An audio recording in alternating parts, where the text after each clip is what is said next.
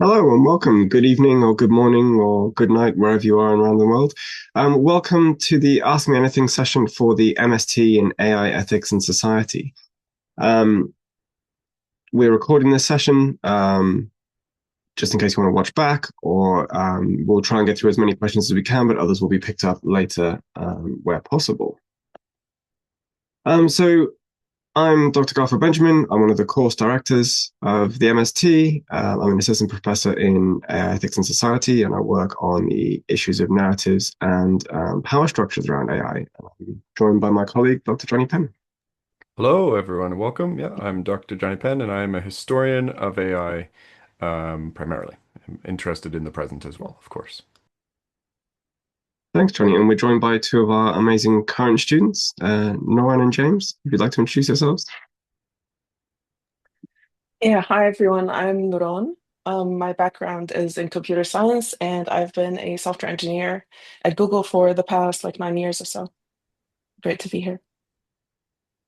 Hi everyone, I'm James Wood-Wallace, 24 to 26 cohort. And in my day job, I do public affairs, government relations, mainly for technology businesses. And yeah, likewise, great to be here and answer any questions you might have. Thank you both for joining us. And we were also joined by Jonathan Lippman. Hi, everybody. I'm Jonathan Littman. I'm head of the Academic Centre Administration, supporting Garfield, Johnny, and all of the students on the course. Thank you all. Yeah, we have a great admin team who does all the keeping us on track. So we're grateful for their support here as well. Okay, so we've got a few pre-presenting questions that we're going to go through and give you a bit more information about the course. And then there'll be open questions and answers from all of you who are with us now. So to kick us off, Johnny, if you'd like to talk a bit about the course structure. Sorry, no, before we get to that, this is the sixth cohort that we're recruiting for now. James and Naran were in the fourth cohort, and we had the fifth cohort start in September. It's a partnership course between the Leopold Center for the Future of Intelligence and the Institute for Professional Continuing Education. And the benefit of this is that we combine the robust pedagogical approach from PACE with the high-level research from CFI, and so you get the best of both worlds. And I think we all do benefit from that dialogue and support across these two institutes. Yes, now on to Johnny for the course structure. Thank you. Thank you, Garfield.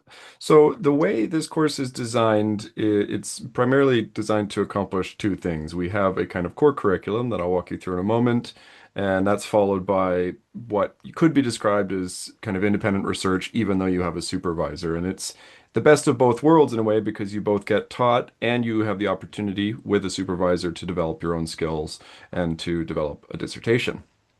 The course is highly interdisciplinary, which is one of its strengths. I remember starting in what is now called AI ethics, 14 years ago, and there were no bridges between the different parties interested in these subjects. And we try now, year after year, to demonstrate the kind of conceptual overlaps between these different areas. And the course is structured with that in mind. So the first module in the first term in Michaelmas is on the nature and history of AI. And that gives you a kind of overview of where AI came from and what we mean when we use that term, because as you will all be aware, has been described as a suitcase word or a floating signifier. It has kind of a cultural cachet, it has technical meanings, and all of this matters when you're doing work in an area like AI ethics and society. In the second term, we focus on the societal challenges and the ethical challenges from a variety of disciplines, starting primarily with STS, Science and Technology Studies, which is very well equipped to do this type of work, and then in a series of submodules that allow you to specialize, looking at, the environmental aspects or feminist aspects, or in, topics to do with the philosophy of science, different kind of specialisms that follow. In the third term, we steer from the kind of theoretical and conceptual ground that we've covered thus far into governance and try to give you more a sense of an applied view of how do we actually make change in this area if working in a corporate setting or in a government setting, as many students on this course do, but also just as citizens in the world or artists or activists, whatever it may be. We try to think about governance quite holistically in the different things that that term is used to mean. And then in the first term of the second year, we begin preparing you. I mean, everything up until this point has been preparing you, but really preparing you in earnest to undertake a dissertation of around 15,000 words. And that project, as I alluded to at the start, is designed to have you get deeply into a subject area that you're interested in, and to kind of develop your writing skills, your argumentation skills, and your research skills as a master's student at the University of Cambridge. Each of these terms, with the exception of the dissertation, begins with a residential week, which I'll introduce in a moment. But you can see on your screen here which dates these take place on, and you'll note, please, in yellow, that if you had checked the website, even a month ago, one slight change is that the January residential for the beginning of module 2, term 2, has been pushed back by a week, which we think is a good idea to give people more space after the holidays. So that is a positive change. Good. Garfield, if you could skip to the next slide for me, please.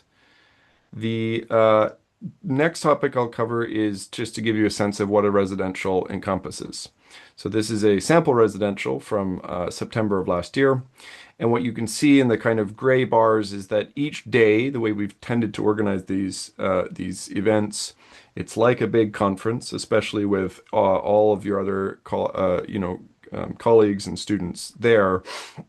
Each day tends to be structured around a thematic that relates to and prepares you for the coming module.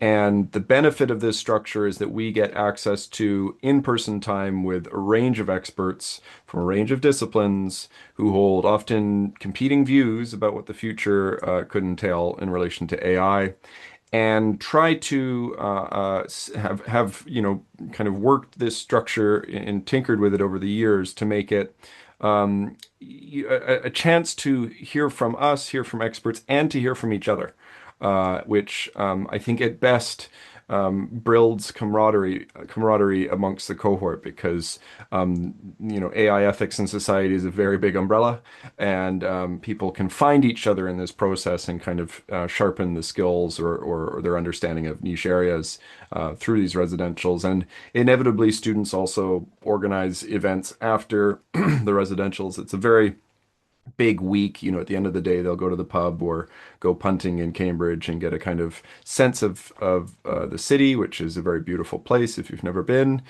And we also will host usually a dinner, or in the first week, you'll have your matriculation ceremonies in which you join a college. And we can talk a little bit more about that at the end. Okay, Garfield, I'll pass to you for the next slide. Thanks. But just before we do, we had a couple of advanced questions around the course structure and the residential. So people have been asking if you're based overseas. They're curious about the logistics and pursuing it part-time, and what the schedule of the hybrid elements are. So there is the requirement that you join us in person for the week of the residential each term, but the rest of it is online. A lot of it is very flexible. So we have pre-recorded watch-on-demand lecture content each week during the 8-week term. And then on a Friday afternoon, we have some online live seminars. And then we have at least a couple of times usually for those to capture different time zones that the people are on. You might find if you're overseas that there are actually people close to you who are also on the course, and we have had people meet up locally in different places and form little sort of clusters there as well. But yeah, a lot of it is online, and we have a virtual learning environment to support that. I wonder, Johnny, if you could speak to the questions around the residential. So people have asked how the curriculum remains current, and any specific updates we've done recently, and how it focuses on the difference between EU and US rules and regulations. Yes, of course. Thank you, and apologies for not weaving that in before. So the current piece is a topic students ask about often. My view on this is that AI ethics is a fast-moving space. Of course, we have to respond to a kind of never-ending onslaught of new technical developments. Ethics itself as a field of study, and it could be through a philosophical lens or STS or history of technology, etc., um, is not new. And so, what Aristotle said, or whoever other traditions we're drawing from, are pre-exist, and we draw from them. How this kind of plays out in practice is if maybe 50% of the course is what do existing norms or frameworks or knowledge traditions, what can they tell us about what's changing? If that's half the course, another half is kind of cutting edge, what's going on today in this policy area or this academic area. And that is where we lean on our guest speakers we draw upon a kind of new list of contributors year after year, depending on what's going on. And we also adapt our curriculum depending on what's happened. I will never forget having to teach during the launch of ChatGPT, which is a very exciting period, but forced some reappraisal of what to focus on. The second question involved, will the program focus on the differences between EU and US regulations on AI? Yes, we do. We do try to do justice to as broad a set internationally of perspectives as we can, with the caveat that students have expressed to us a preference to have people in person rather than virtual speakers. There have been exceptions when we have senior people dial in, but we will. I think we aspire to treat the U.S. or EU perspectives as reflective of a certain set of values that need not be treated as universal. And so it's a blend. And inevitably, we have students who, for their dissertation, may want to focus on the regulations of a particular country that maybe hasn't had as much hasn't has much focus on the course. And we are able to connect you with an expert at the university who's an expert in that area, or enable that sort of research in a different way. So it remains a kind of priority for us to go as broad as we can without diluting the course to kind of endless buffet of you got a little bit, it's a mile wide and an inch deep. We do want to show the kind of the kind of major responses that other countries are having to respond to as well. Yeah, okay. I'll pass now back to you, Garfield. Thank you. So for the application, the requirements are to include a personal statement, a CV, a sample of written work, a dissertation and research proposal, some referees, and qualifications and transcripts. And the deadline is Thursday, 26th of February, which is the last deadline for this coming year. Then we hope to hold interviews late March or early April, and then ideally let people know as soon as possible after then. Though it may take a month, depending on the sort of steps that has to go through with student registry and things. In terms of whether if you're thinking about whether to apply, we've had some questions around the technical knowledge required on the course, and other things. So in terms of technical knowledge, there's no presupposed technical knowledge coming into it. We have some people who come in with deep technical knowledge, some people who come in with other kinds of knowledge, and we very much want to amplify that. The benefit of this cohort is that it is so diverse. So when we're assessing applicants, technical knowledge is one thing that might count strongly, but so could social knowledge or policy knowledge or practical knowledge of organizing and activism and things like that. So we're not, just as Johnny said, that this field is diverse, so too are the people coming in, and that's by design. So you don't need technical knowledge to come into it. What we do look for is people demonstrating that they are aware and interested in these ethical and societal dimensions, perhaps more so than technical knowledge. So it is worth thinking about how you can bring that out. Any work you've done so far, any experiences you've had that demonstrate an awareness of how this affects you or those close to you or other people, and maybe things that have surprised you in that sense. When related to that, someone's asked whether life and professional experiences are taken into consideration.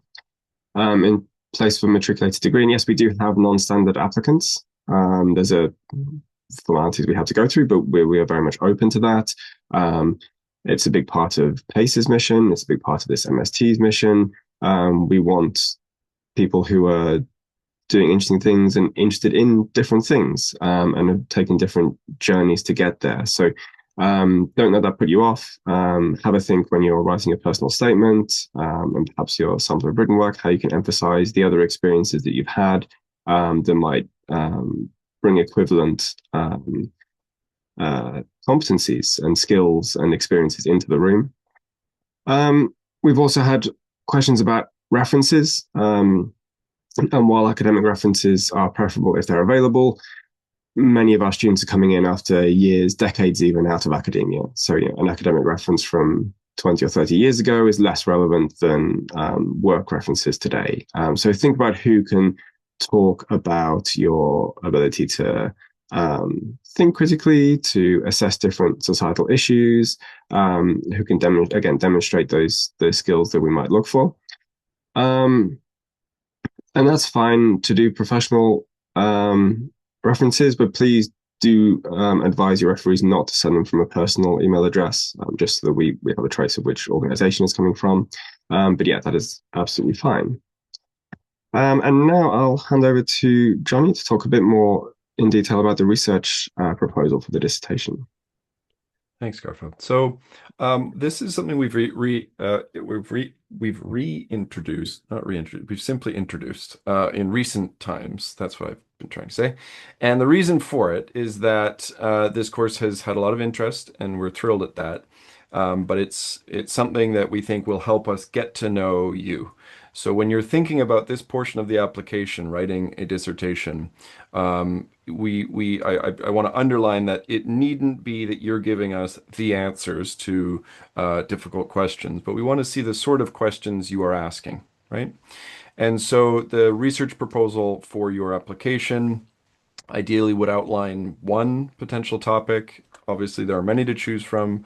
Critically, you are not bound to this topic. We will not tell you, yes, you can do the degree, but you must do the thing you wrote to us about. We just want to see where your mind is at. What, part of the AI ethics ecosystem is exciting to you, and why.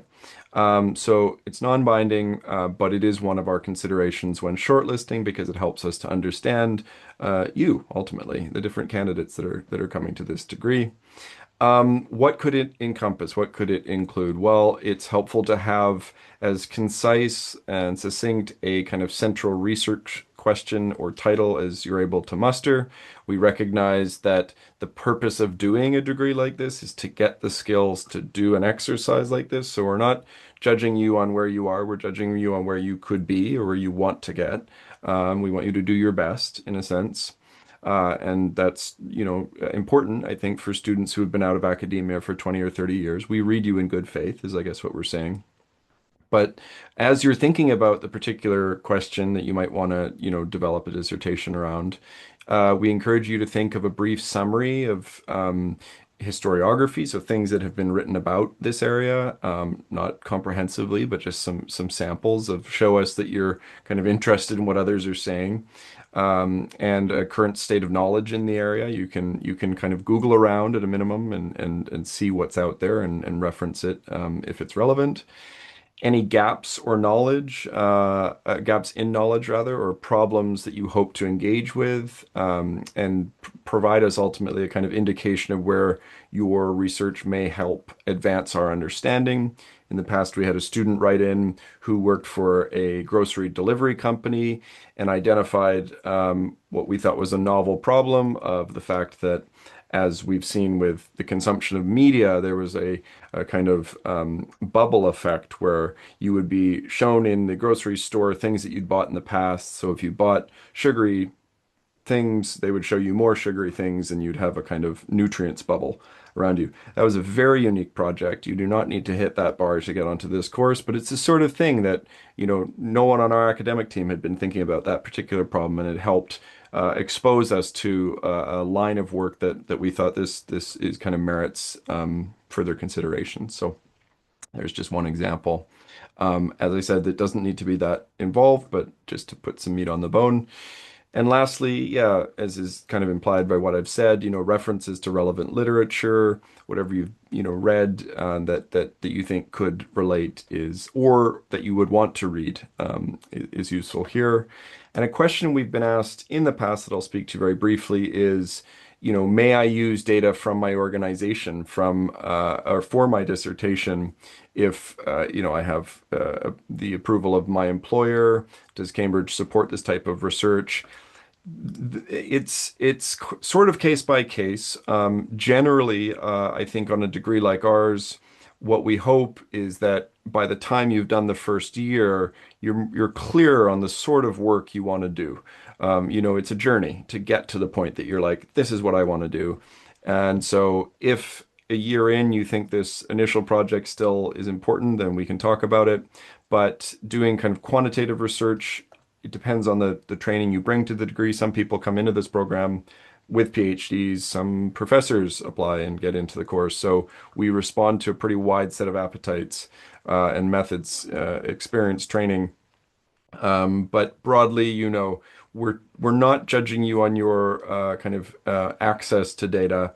We're judging you on your curiosities, on your critical skills, things that you want to accomplish. So you needn't feel lost if, for instance, that particular project wouldn't work, but it also could work. I know that sounds like a bit of a word salad, but hopefully it makes sense. Okay, I'll pass now back to you, Garfield. Thanks. No, we also had some questions in that would be really helpful to hear from our current students. So Noran and James, maybe you could respond to these. So the first was, how have you gone about combining a busy professional and personal life with study, and how many hours on average do you spend per week on the course?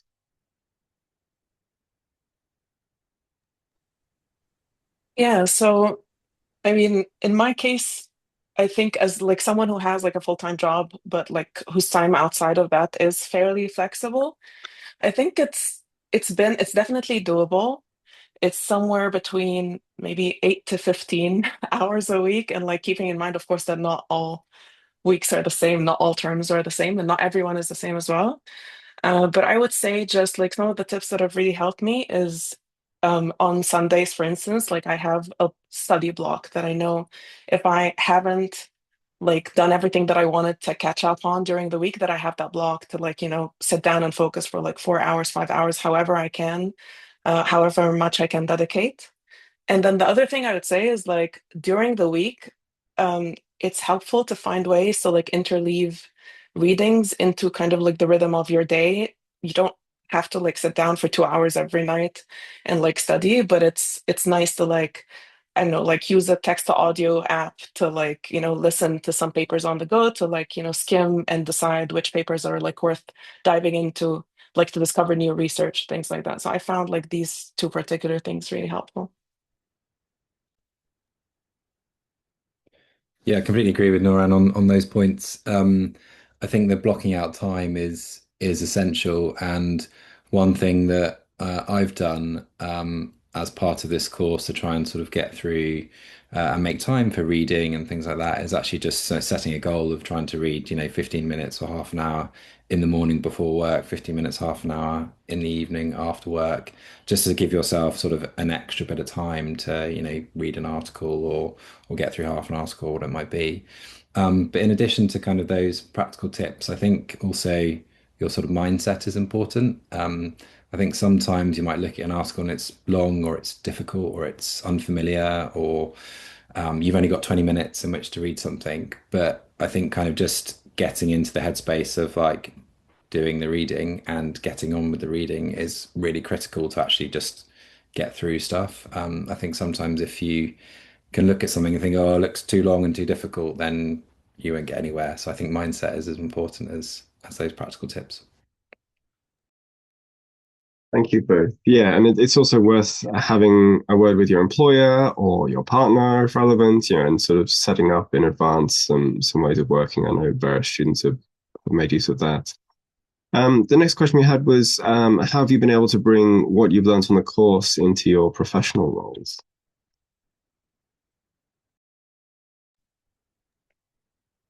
I guess like in my case, I went in um, with the intent of just like kind of participating in the field and like without necessarily thinking about like how to bring that into my software engineering job. There are definitely ways to do that.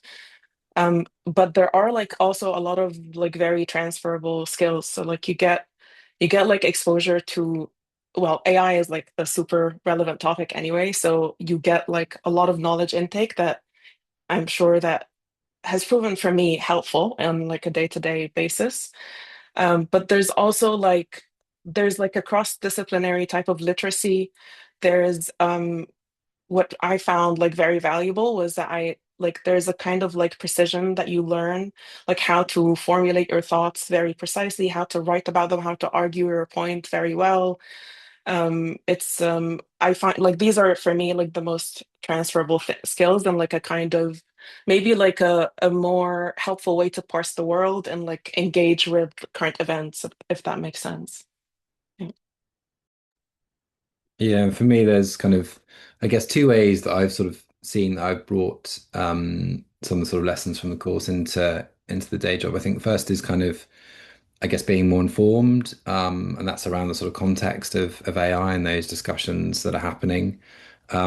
So I think, a really good example is kind of when I came into this course, I sort of thought AI was, a very technical sort of piece of software that, did X, Y, Z for a business.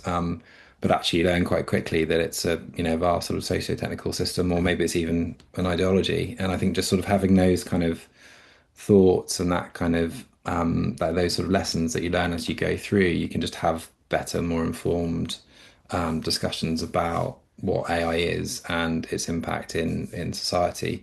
So I think that for me has been really critical to the day job. And then secondly, as Nora sort of alluded to as well, there are sort of specifics that you pick up. So for instance, I work a bit in around sort of AI policy specifically. Lots of governments around the world have put out policy documents which have certain key principles, one of which is accountability. In the very first week of module 3, you actually learn what accountability is and its the history of it, and what the concept means and what it means to different people and how it impacts the world of AI. So there are sort of various specifics that, depending on your field, I think you will pick up along the way from module to module as well. Thank you both. Yeah, and it's also worth saying that different people have different purposes for the course. Some people want to apply it directly in their current day job. Some people want to use it to change their job or shift area slightly. So it again is we're interested in what you're interested in, not you don't have to prove that you're going to sort of implement this immediately in the application as well. But it is there for lots of people. One more question for you both is, what have you enjoyed most and what's been most challenging so far? Yeah, I think in my case, one of the most enjoyable things has been like the exposure to like a really diverse group of people and ideas. And I think that really helps you like grow very quickly. And the immersion in like academia and the academic world was also like very enjoyable for me. And just the fact that just like producing written output, I found like the process of like writing as a way of thinking or like writing to learn, I found that um, very nice. Was that, sorry, Garfield, was there another part to the question or was that And what was most challenging? Maybe I should have challenge? started with that one. Yeah.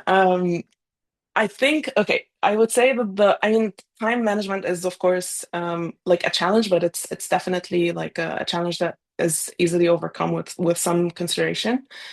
I think another thing would be just like accepting, like taking the time to improve, like accepting that like you're getting exposed to like all of these new different disciplines.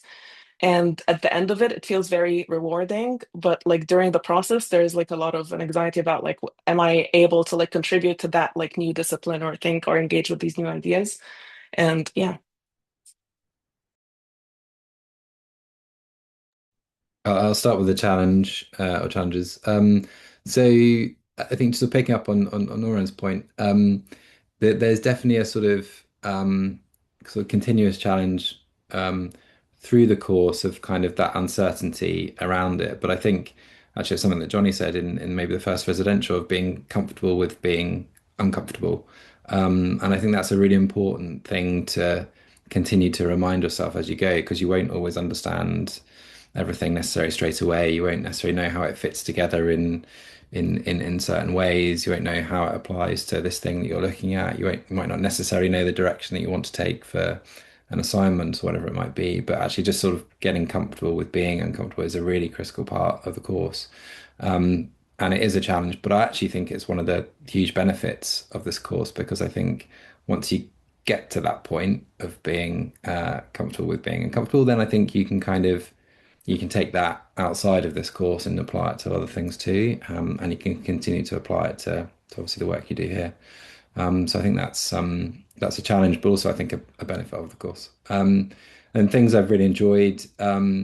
I think again, like Noreen, actually, the sort of just getting back into academia and getting back into a learning environment and surrounding yourself with people who also want to learn, and getting the opportunity to learn from, people who are sort of leading this field. I think is a fascinating experience, is a pleasurable experience, and is definitely just been a huge thing that I've enjoyed throughout this course.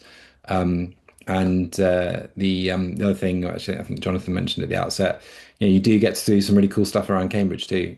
So that's also really enjoyable, and not to sort of not to forget as part of this course. You are a Cambridge student, and you do get to access those things too. Thank you both, and we'll come back to you when we have the live questions in a moment. But now a couple of slightly more procedural points, and we'll defer to Jonathan on this one. Thanks, Garfield. As James has just mentioned, you will become an integral part of the University of Cambridge, and as all students at the university, you will become a matriculated member of one of the colleges. Now, on this course, we work with the 4 partner colleges on the screen now. There are 27 other colleges in Cambridge. You would only be able to become a member of one of those colleges if you have a pre-existing affiliation with them, which would generally be that you've studied there before. Otherwise, a good way to decide which of these 4 colleges might be the most suitable for you is have a look at their website, get a sense of what their ethos is. Some people choose college based on where it's based, where it's located, whether they like the look of it, whether there are academics based there that they're interested in. But ultimately, it's your choice. You can also opt not to choose one of the 4 colleges and just have an open application, and we will then allocate you to one of the 4.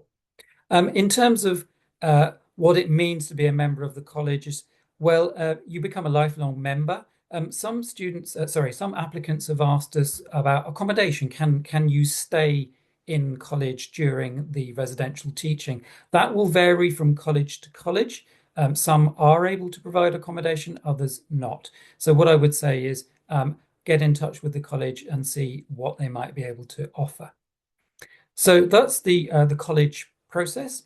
And we could move on to the final slide before we move on to the Q&A. So in terms of the course fees, you can see the home and overseas fees on the screen now. They're split into annual payments, so year 1 and year 2. I must stress that we don't currently have any bursaries or scholarships available at PACE. You may be able to find funding by having a look at the university's website, but there's nothing that we have available at PACE. So that would mean that if you make an application, we would generally expect that you either are going to be self-funding, or possibly you are having a conversation with your employer and seeking part or even full funding from them. When you receive an offer, it will come with conditions, and it will specify whether you classify as a home or overseas student. If you're not happy about the status you've been allocated, you can contact our admissions team and they'll explain what you need to do if you want that to be changed. Typically, we would expect students to pay 4 equal payments per year. There's a bit of flexibility on that, and the first fee payment would be required before the course starts. And finally, you would need to pay all of the year 1 fees before you move on to the second year. So that's everything about fees and funding. We've come to the end of the kind of formal part of the presentation. We'd like to invite you now to use the Q&A function to type in any questions that you have, and we'll do our very best to get through as many as we possibly can in the time remaining. Thank you, Jonathan, and thank you all for being here and answering those questions. We're just going to each pick up on questions and respond to them together.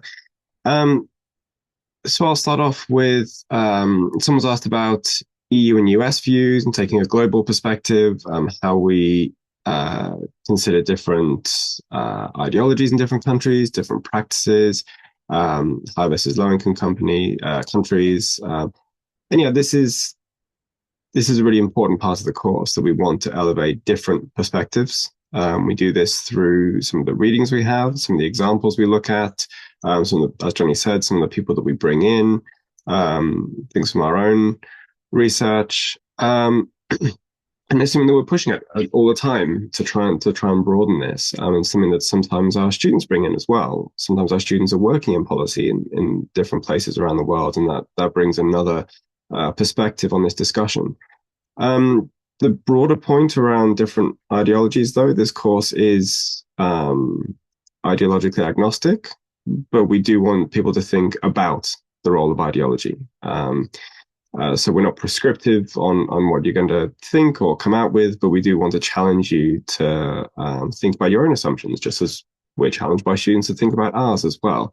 And part of this is how this is embedded in different countries. And something that's come up recently is the different tone around discussions of AI in different countries around the world. But equally, you can look at that and see critical perspectives from different places as well. So it's all about sort of making those connections across different areas and finding those differences and similarities in human experiences around AI.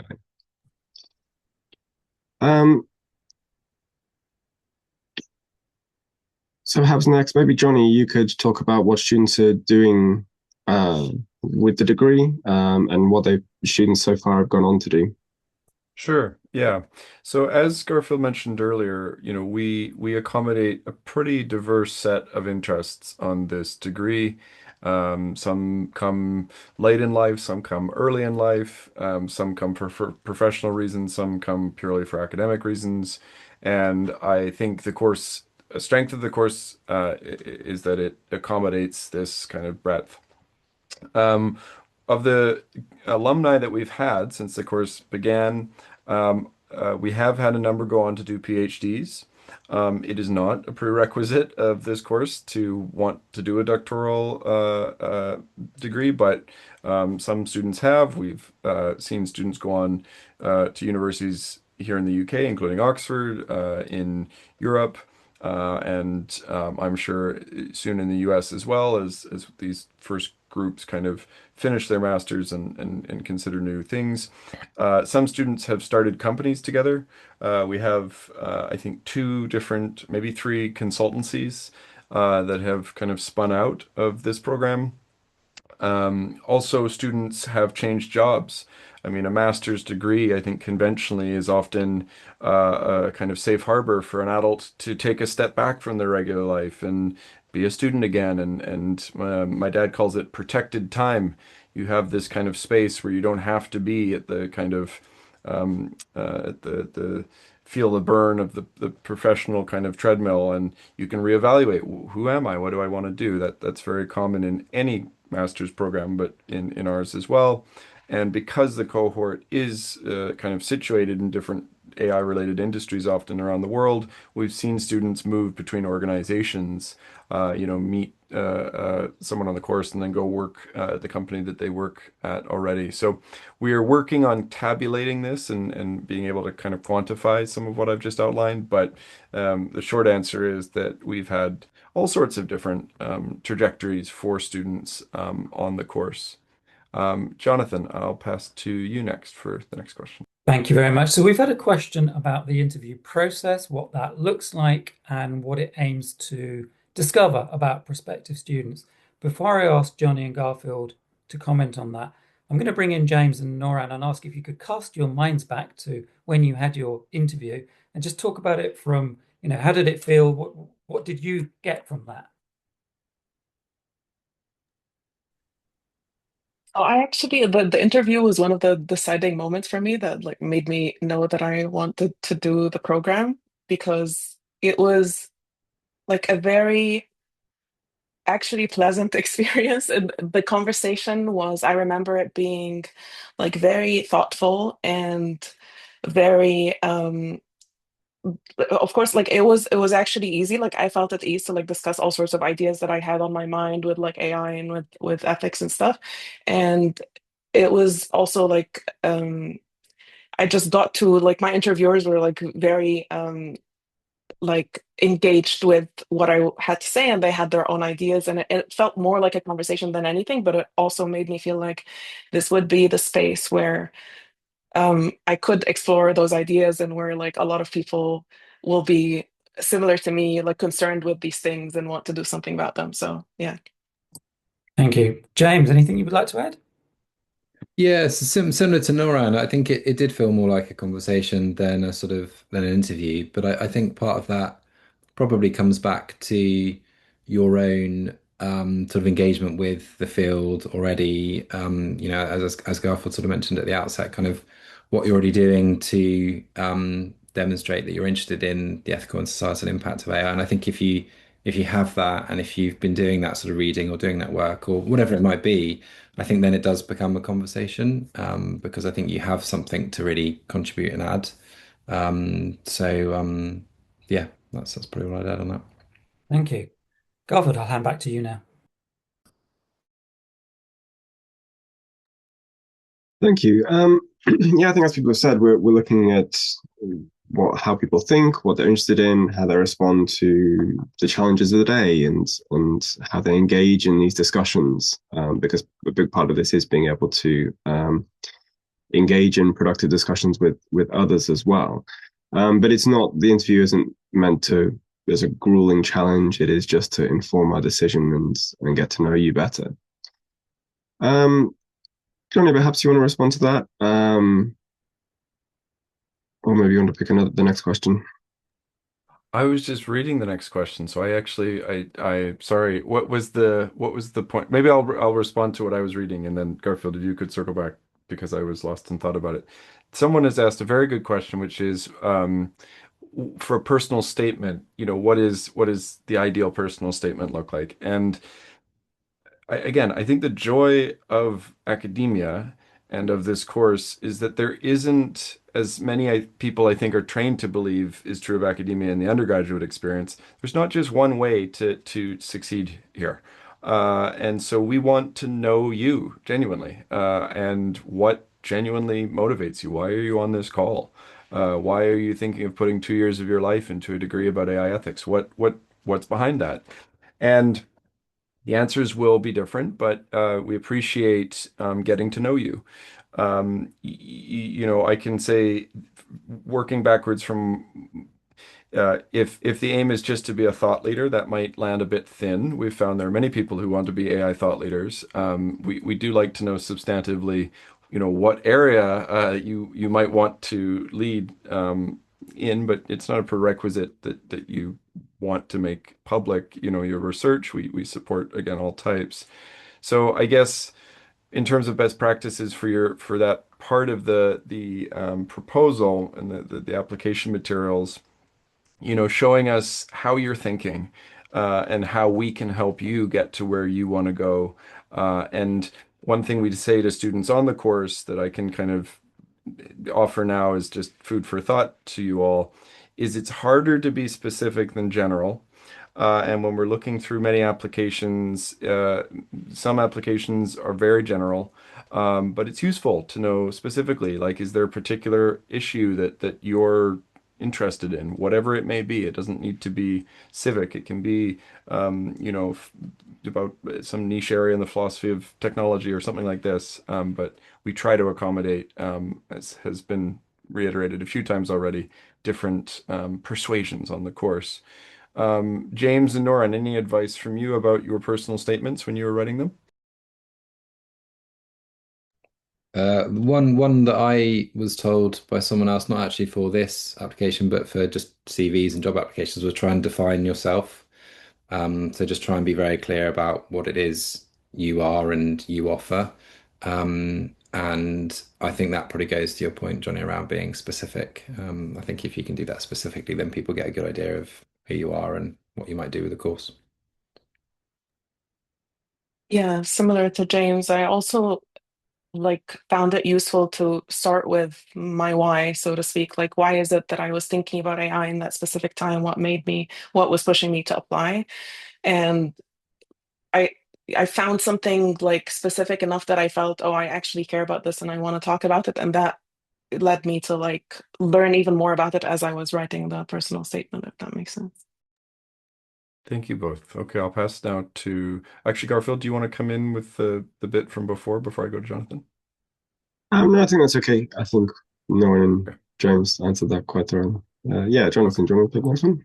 Yeah, we've had a question about so aside from the in-person residentials, whether it's common for students to complete portions of the course while living in or near Cambridge. Um, it isn't that common for students to come and actually base themselves and live near Cambridge unless they're relocating. But I wondered whether we could maybe just ask James and Norrin to just comment on how they've made use of Cambridge in the times that they have been based here. So what sort of activities have you found interesting outside of the course potentially, or seminars or lectures? James, you might have like a better answer for this than me, but I'm actually, even though like I am quite close to Cambridge, I'm based in London. During residential weeks, we have like a lot of socials. It's like a very active time, and you do like get to really enjoy being part of that. I know that some people have since then like visited often, maybe stayed, like made use of the library and found that like really fulfilling. I've told myself that I would do it. Maybe I didn't end up like doing as much as I was hoping, but I don't know, James, if you have like a different experience. Yeah, I don't live hugely close to Cambridge, but from what I've heard from people who do, they have kind of made use of the library facilities. For instance, they have kind of decided to get to Cambridge for the weekend to try and do their study in the city while also making use of the facilities of the library, just to sort of get their head in the right space for sort of what they're doing. So I've not done that personally, but I've heard other people have done that and they found it really beneficial. I know a few people have sort of gone out for weekends, especially just to try and sort of get their head in the right place for writing the assignment or whatever it might be. Fantastic, If I could thank you. just if I could just add to that as well, there are students who live nearby who, as Jonathan mentioned, you are a full member of your college and the university. You can attend. There's accessible events on every day around Cambridge somewhere on something, and many of them are actually relevant to what we're looking at. People also join clubs. I've seen students in the recent residential with the Cambridge Equestrians hoodie and other people joining rugby and other sports teams and things. Yeah, there's a huge amount available and there's a lot to be involved with. There's also the colleges. The reason we partner with those particular colleges is that they are set up for and appreciate the needs of part-time and distance learning. And so they're there for pastoral support and other things as well. But of course, when you're in, you know, you can go and eat there and join the college as well. So yeah, do make the most of it. Or if you can, extend your stay a little bit either side. I know some students like to spend a bit of extra time in and around Cambridge, around the residentials as well. Okay, someone has asked about the size of the cohort. So the cohort that started this September just gone was 65 students thereabout, and we're probably looking at a similar one for this year. So it's a big and diverse group from all over the world, all different industries, all different stages in their career and lives. It's fantastic. It's great to be a part of that room, to be honest. But also they've asked about the opportunity to connect with the other students and the community that builds. And maybe Nora and James can talk about their community of students. Yeah, so like I would say this is like one of the most the nicest parts about the course. Like the WhatsApp group is like very active. People are very supportive. You do end up making friends. There's like the student reps that are like the academic reps that speak to Johnny and Garfield and then like come back to us, answer questions and stuff like that. So it's yeah, I would say like it's a very supportive environment. But James, I don't know if you have any other thoughts. Yeah, completely agree. I think like anything that you do, you'll end up sort of finding the people that you perhaps lean on a bit more or talk to a bit more. But everyone that I've engaged with, if I've had a question or I didn't understand something, I've said, what was that about? Everyone's always very happy to explain, to give their time, to make themselves available, and that goes for both the academics as well as the students. So I think um, it's a very what's the right word? Understanding, accommodating environment where I think people do try and help everyone else out. You both. If I can just rattle through a couple of very quick sort of procedural ones. Someone's asked about the how many offers have been made for the previous round, but no, most of the places are still available for February, so you haven't lost out by applying in this round. Someone has said it's best to just take your time. We're very aware of that when we're thinking the first round. And also in terms of the program throughout the year, it's based around 3 8-week terms, the standard Cambridge term dates roughly, plus the residential, which is slightly outside of term, but it's not continuous. You do get breaks over the holidays and over the summer as well, which is useful to reset, I think, and get some space. Someone's also asked about the age range of students, and I think it goes from about 22 up to 60 something, maybe even older. Yeah, it is the full range of people. We've had people straight out of their undergrad through to retirees. So it's a really diverse group. Johnny, do you want to pick another question? Sure. Someone's asked about any guidelines or best practices regarding the use of AI tools in the preparation of application materials. At a minimum, we would ask that if people have very eclectic reasons for wanting to use tools in a process like this, we would appreciate disclosure to say I have used it in these ways, depending on whether or not English is your first language or whatever the reasons may be. Ultimately, I think we encourage getting as far as you can without. And it's not because we don't recognize the power of the tools, but on this program, we are trying to develop the skills that you don't need AI for, and to help you not just see what AI can do, but to have basically the kind of the instincts that one gets from the hard work of trying. But again, I know the reasons are diverse for why one would want to use AI.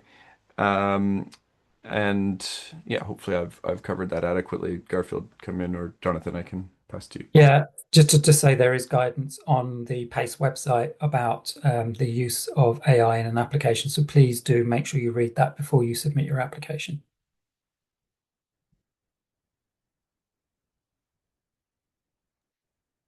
Garfield, do you want to speak to the question that's just come in from Jenny? Sure. So there are many other AI focused bits of work going on around Cambridge. Each has its own particular take on it, and you might find the different departments have their own work going on as well. So partly we do this through the fact that it's co-run with CFI, which opens up another set of people to interact with. Some of our students go to the events that they run. I saw that some of our students were at their geopolitics lunch the other day, and there's a whole range of other events that you'll have access to through that. The others, it will depend. We draw on experts from across these things. We have contacts with these things. We're talking to these people as well, and so we'll get people in for residentials, for panels, for discussions. In terms of student-run things, yes, you're absolutely welcome to go and join that. We've arranged sort of social events with other AI-focused masters, for example, with the MPhil that CFI runs. And there's also within the Institute of Technology and Humanity, there's other courses there as well. So yeah, we're all about making connections and building community across this area. So there's lots of opportunities to do that. I can right. come in to speak to one remaining question, which concerns dissertations focused on bridging between AI ethics and educational policy. A very hot button issue, and one that we ourselves are constantly revisiting, including with students. The broader question, before I speak to the specifics of, will there be other people on the course interested in this topic? I would say almost surely. It's been intriguing teaching this course, seeing the different subject areas people come from year after year. Sometimes we'll have a spike in people from the arts or from the military, certainly from consulting, finance, medicine. It is quite an eclectic group, but education, I think, because so many educators are struggling with where are we? What do we do here with these tools? I'm sure that that is a kind of shared concern, not only with this intake or this cohort, but with our existing cohorts in many different ways. Some of them may be, we've had high school teachers on the course, we've had principals of schools, we've had tenured professors, as I mentioned earlier. So I don't want to narrow it down just to one kind of type of formal education. It's pretty broad, but it is a recurring topic of focus on this course. Garfield, anything you'd want to add to that? Well, I could just add that I'm actually about to start supervising a dissertation looking at educational policy and the sort of mapping the different actors that are involved in these decisions. So yeah, it's something that we are definitely interested in working on with different people coming from different backgrounds and engaging within different ways. Just before we draw to a close, I wondered if Norman and James had any final bits of advice, words of wisdom they'd like to give to applicants. Sorry, I put you on the spot there. Happy to jump in. I think if you're thinking about it, then I think go for it. It's a fantastic course. I think you'll learn a huge amount, and as ever with things like this, you only learn and benefit by jumping in and doing things. So yeah, that would be my advice. Yeah, I'd say something similar. It's surprising. Like, I think you come in thinking that you'll grow in specific ways or learn specific things, and then you end up in like a very, yeah, like growing in like also much more like other unexpected ways. So, yeah. I might say one thing, Garfield, just before we conclude, which is something we try to impress upon students who join the course, which is um, it speaks a little bit to the mission of PACE as as an institution within the university. I think the University of Cambridge obviously has quite a reputation globally, and some people will see themselves, as part of that tradition, and some may not, and may want to apply but feel like this is a big stretch. We try to be as broad-minded as we can in terms of accommodating students from all different walks of life.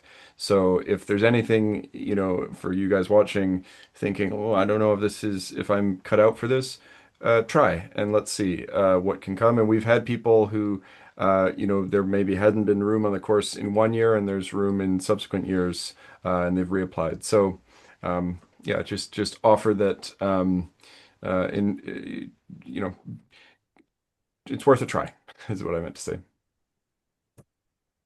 Fantastic. We have, I think, come to the end of the session because we're pretty much out of time.